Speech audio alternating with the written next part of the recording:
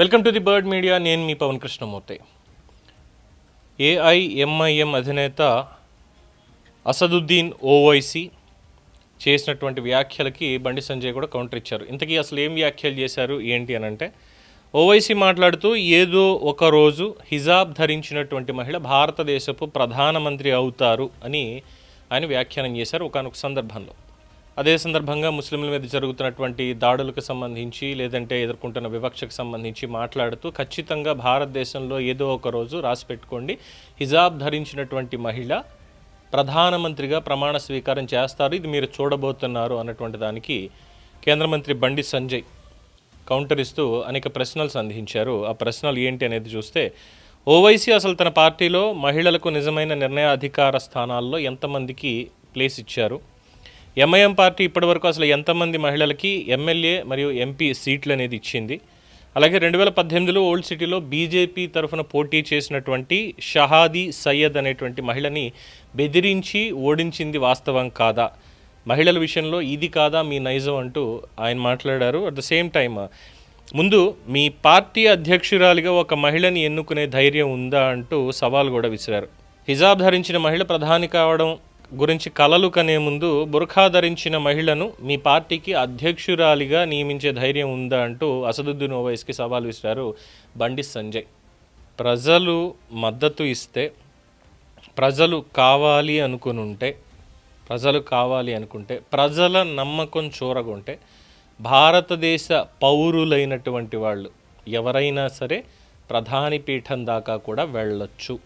దానికి cost and religion అనేవి అడ్డమేం లేవు. భారత పౌరులైతే చాలు, కాస్ట్ అండ్ రిలీజియన్ అడ్డమేం లేవు. ఎందుకంటే రిజర్వేషన్లు అనేవి ఉద్యోగాలు వీటికి సంబంధించి ఉన్నా కానీ రాజకీయాల్లో రిజర్వేషన్లు అనేవి పెద్దగా ఏం లేవే. కొన్ని పార్లమెంటరీ నియోజకవర్గాలు లేదు అంటే కొన్ని రిజర్వ్డ్ అసెంబ్లీ సెగ్మెంట్స్ తప్పితే పెద్దగా మాట్లాడాల్సింది ఏమీ కనిపించట్లేదు ఎక్కడ కూడా. ప్రధానమంత్రికి కూడా రిజర్వేషన్ లేదు, ముఖ్యమంత్రికి కూడా రిజర్వేషన్ అన్నటువంటి బిల్స్ లేవు, అవి ఎలాగో రావు. కాబట్టి అక్కడ ప్రజల నమ్మకం అనేది చూరగొనాలి.